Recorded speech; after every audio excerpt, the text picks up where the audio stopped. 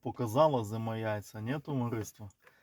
Хто підписаний, знає, я ніколи не спекулював на таких речах, як ставте камін, невідомо яка буде зима, в нас висить дебіл.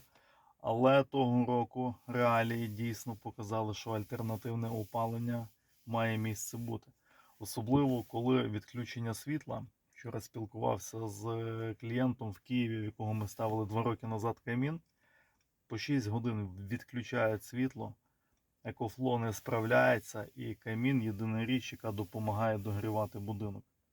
Якщо минулого року в них камін був для чілу, попалити, попити вина, подивитися на вогонь, то цього року це реально засіб догріти будинок.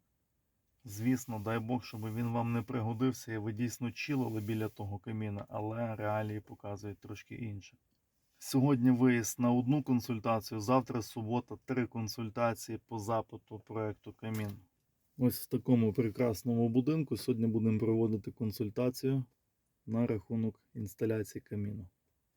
Всіх обняв, припідняв, покрутив, поставив на місце і пішов на консультацію. Гарного дня, товариство!